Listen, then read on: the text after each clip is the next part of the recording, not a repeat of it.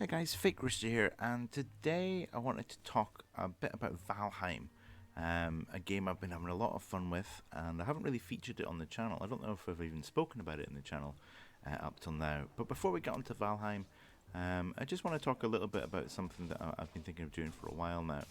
Now, I do play a lot of games out with the content that I create for you guys, and I actually wanted to make more of a shift towards that with a more regular focus. Now, what I mean by that is that you'll notice that I've released a lot of every other week videos for Detroit Become Human, a game that we're having a lot of fun playing through for the first time, and you guys are getting to see my real reactions to playing that and seeing how my story develops in that game. But I do want to start producing these more edited videos. I have a lot of fun making them. I've made quite a few that I'm rather proud of in the past. So going forward, this channel might move to a 2 video a week format, or at least try to.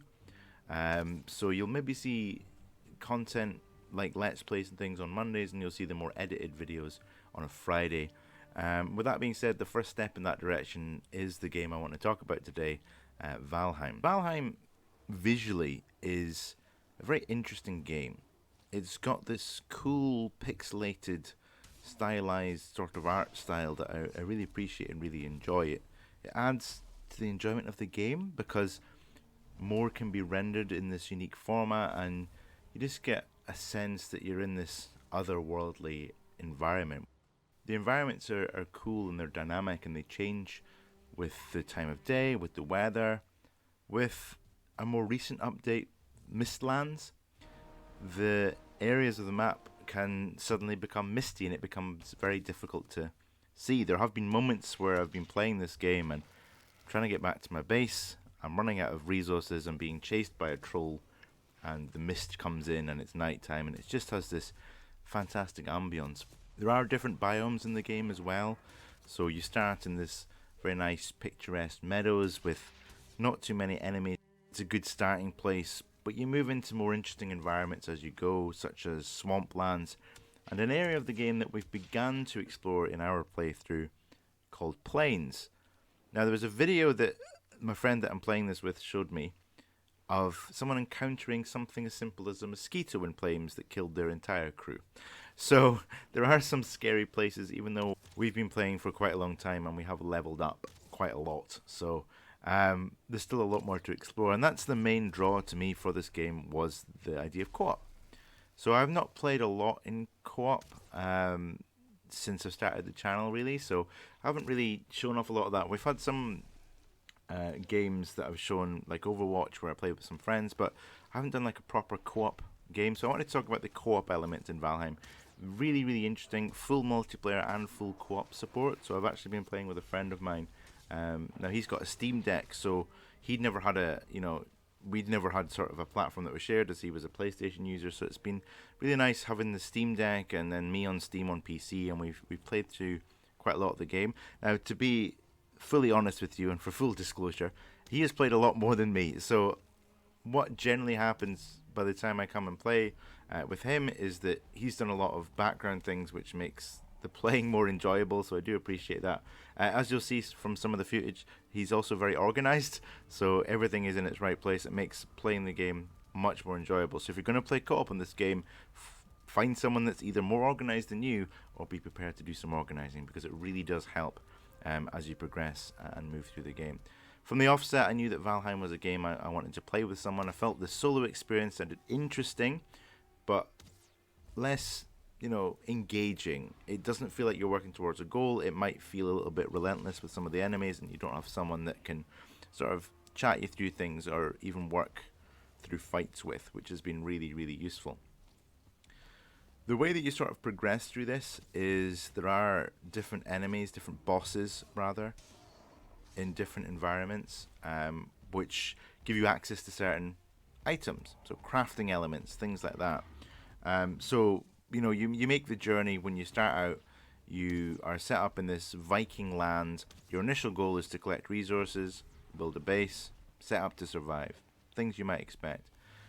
Collecting foods, feathers for arrows, wood, and you start to learn more crafting items as you go, the more unique materials that you interact with. The game will give you recipes for them so you can create things like bows and swords and hammers and axes and that sort of thing. So it sets you off quite a nice location. And I suppose if you didn't know about the bosses or you didn't want to pursue the bosses, that could be your game.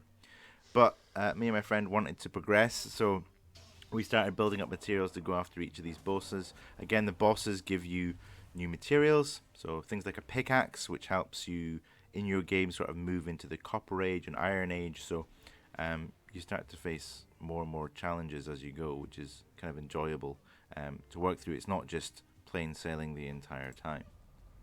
Now, when I started recording the gameplay for this, I didn't really have an intention in mind. I just wanted to do similar to what I did with my Days Gone video. I kind of wanted to capture sort of the environment and the different things that can happen within a game. Now, because I was playing in this co-op environment and we were actually playing in the same room, I didn't record my friend's audio. So I don't have any audio to play in terms of us chatting and things we chatted about. But the footage I got ended up being some of our more interesting fights. Some of it was a slog. We did lose a couple of lives. Now, when you die in this game, it's not game over.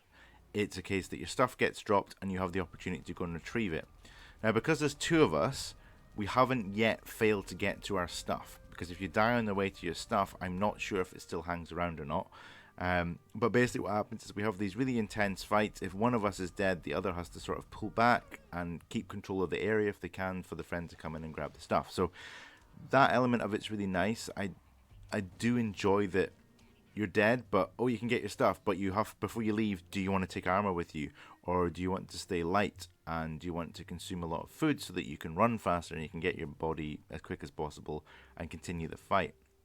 You know, there have been some instances where we've died very far away from where we spawn, and in this game you spawn basically where you've set your bed, so kind of similar to other survival games that you might expect, which means you can build beds and you can make little checkpoints for yourself.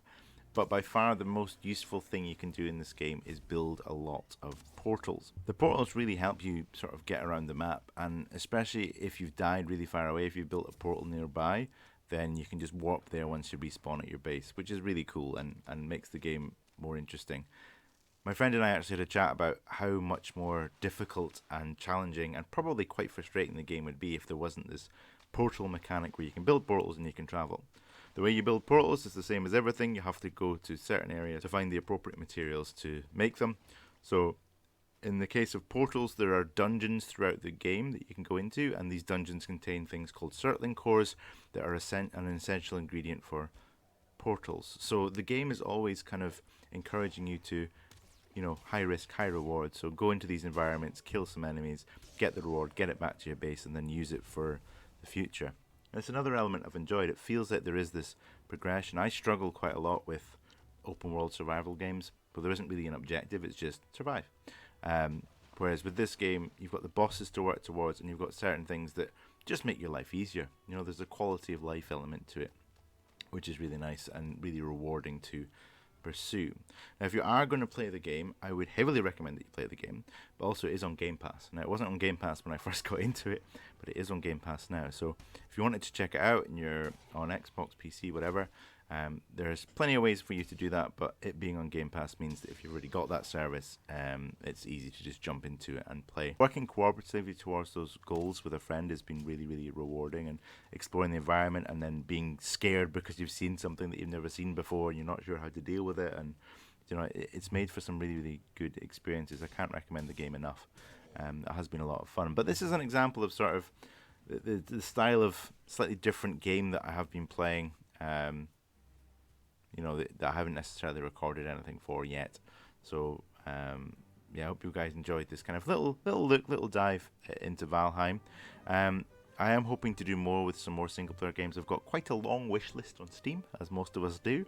So I'm going to work my way through that eventually. A lot of really interesting single player gems, and I'm hoping to kind of push the channel a bit. You know, I'm not expecting this to become a career. That's not really what I'm doing this for, but it'll be really interesting if I can bring you guys some more unusual and different games. And I think I had noticed that every other week I was making a Detroit Become Human video, which has been great, but also, you know, it doesn't take a lot of effort to a degree from me, so I wanted to create something a little bit different. But yeah, I hope you guys have enjoyed this little little look at Valheim. Do consider getting the game. It is a lot of fun, and I would recommend getting some friends together for it as well. It'd be a really good, nice, chill experience, especially before we get into sort of summer. It's nice to stay inside in real life and it be cold and rainy outside. It's dark and you get to play this nice little comfy game that has some really great moments in it as well.